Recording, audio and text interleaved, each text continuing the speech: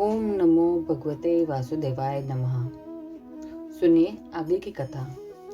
श्री व्यास जी कहते हैं, शौनकादि ब्रह्मवादी ऋषियों के ये प्रश्न सुनकर रोमहर्षक ने पुत्र उग्र श्रवा को बड़ा ही आनंद हुआ। उन्होंने ऋषियों के इस मंगलमय प्रश्न का अभिनंदन करके कहना आरंभ किया।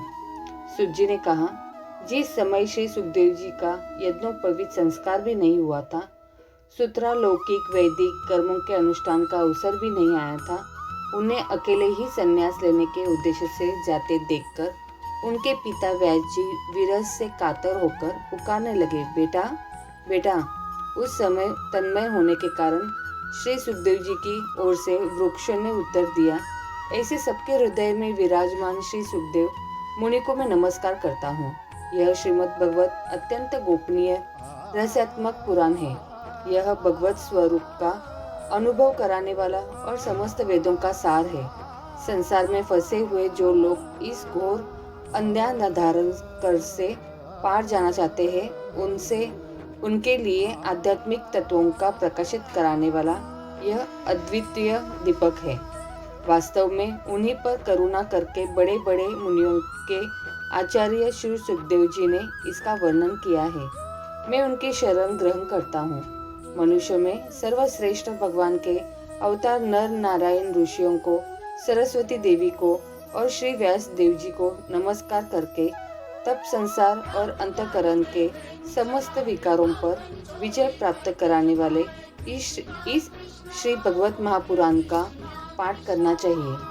ऋषियों, आपने संपूर्ण विश्व के कल्याण के लिए बहुत सुंदर प्रश्न किया है, क्योंकि यह प्रश्न श्री कृष्ण के संबंध में है और इससे भली भांति आत्मशुद्धि हो जाती है। मनुष्य के लिए सर्वश्रेष्ठ धर्म वही है जिससे भगवान श्री कृष्ण में भक्ति हो। भक्ति भी ऐसी जिसमें किसी प्रकार की कामना न हो और जो नित्य निरंतर बनी रहे। ऐसी भक्ति से हृदय आनंद स्वरूप परमात्मा की उपलब्धि करके कृतकृत्य हो जाता है। भगवान श्री कृष्ण में भक्ति होते ही अनन्य प्रेम से उनमें चित्त जुड़ जाते हैं। ही निष्काम ज्ञान और वैराग्य का अविभाज्य भी हो जाता है।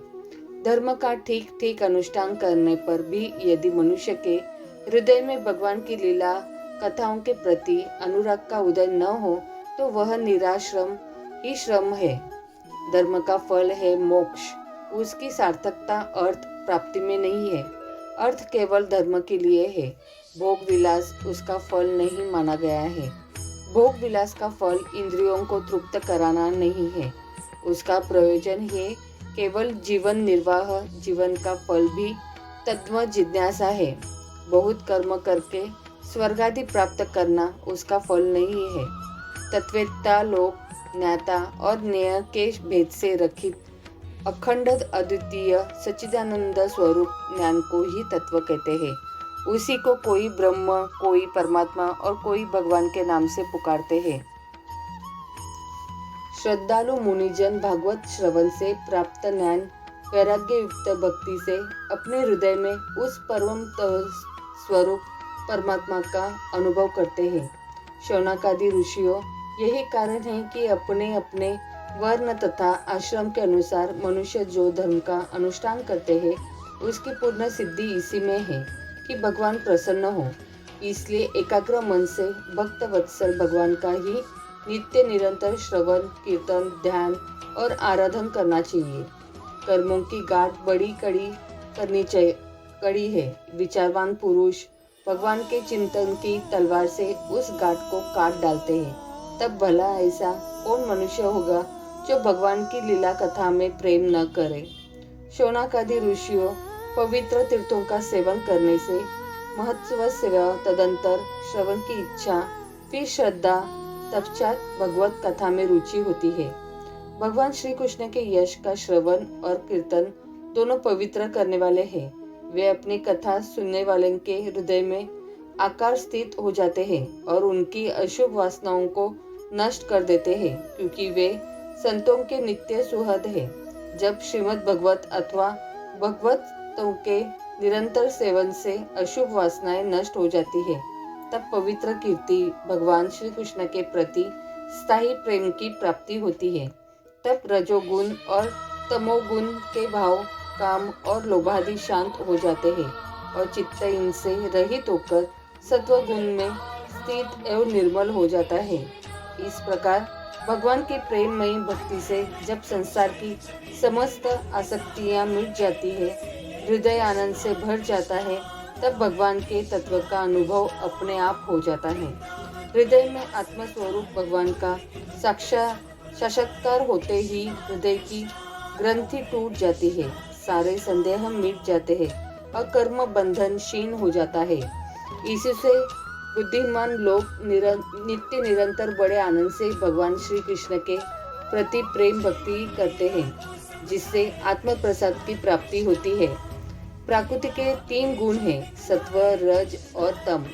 इनको स्वीकार करके इस संसार की स्थिति, उत्पत्ति और प्रलय के लिए एक अद्वितीय परमात्मा ही विष्णु, ब्रह्मा और रुद्र ये 3 नाम ग्रहण करते हैं। फिर भी मनुष्यों का परम कल्याण तो सत्वगुण स्वीकार करने वाले श्री हरि से ही होता है।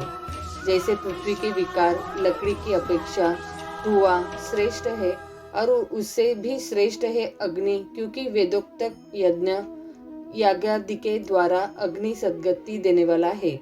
वैसे ही तमोगुण से रजोगुण श्रेष्ठ है और रजोगुण से भी सत्वगुण श्रेष्ठ है, क्योंकि वह भगवान का दर्शन कराने वाला है। प्राचीन युग में महात्मा लोग अपने कल्याण के लिए विशुद्ध सत्व में भगवान विष्णु को ही आराधना किया करते थे। अब भी जो लोग उनका अनुसरण करते हैं वे उन्हीं के समान कल्याण भजन होते हैं। जो लोग इस संसार सागर से पार जाना चाहते हैं वे यद्यपि किसी की निंदा तो नहीं करते, न किसी में दोष ही देखते हैं, फिर भी घोर रूप वाले तमोगुणी, रजोगुणी, भैरववादी भूतपतियों की उपासना न करके सत्वगुणी विष्णु भगवान और उनके अंश कला स्वरूपों का ही भजन करते हैं। परंतु जिसका स्वभाव रजोगुणी अथवा तपोगुणी है वे धन, ऐश्वर्य और संतान की कामना से भूत, पितर और प्रजापतियों की उपासना करते हैं, क्योंकि इन लोगों का स्वभाव उनसे मिलता जुलता होता है। वेदों का तात्पर्य श्री कृष्ण में ही है, यज्ञों के उद्देश्य श्री कृष्ण ही है, योग श्री कृष्ण के लिए ही किए जाते हैं और समस्त कर्मों की परिसमाप्ति भी श्री कृष्ण में ही है। ज्ञान से ब्रह्म स्वरूप श्री कृष्ण की ही प्राप्ति होती है। तपस्या श्री कृष्ण के प्रसन्नता के लिए ही की जाती है। श्री कृष्ण के लिए ही धर्मों का अनुष्ठान होता है और सब गतियां श्री कृष्ण में ही समा जाती है। यद्यपि भगवान श्री कृष्ण प्रकृति और उसके गुणों से अतीत है, फिर भी अपनी गुणमयी माया से जो प्रपंच की दृष्टि से और तत्व की दृष्टि से नहीं है, उन्होंने ही सर्ग के आदि में इस संसार की रचना की थी। ये सत्व, रज और तम तीनों गुण उसी माया के विलास है। इनके भीतर रहकर भगवान इनसे युक्त सरीखे मालूम पड़ते हैं। वास्तव में तो वे परिपूर्ण विज्ञानंदन है। अग्नि तो वस्तुतः एक ही है, परंतु जब वह अनेक प्रकार की लकड़ियों में प्रकट होती है तब अनेक सी मालूम पड़ती है। वैसे ही सबके आत्मरूप भगवान तो एक ही है, परंतु प्राणियों की अनेकता से अनेक जैसे जान पड़ते हैं। भगवान ही सूक्ष्म भूत, तन्मात्रा, इंद्रिय तथा अंतकरण आदि गुणों के विकारभूत भावों के द्वारा नाना प्रकार की योनियों का निर्माण करते हैं और उनमें भिन्न भिन्न जीवों के रूप में प्रवेश करके उन योनियों के अनुरूप विषयों का उपभोग कराते हैं। वे ही संपूर्ण लोकों की रचना करते हैं और देवता, पशु, पक्षी, मनुष्य आदि योनियों में लीलावतार ग्रहण करके सत्व गुण के द्वारा जीवों का पालन पोषण करते हैं।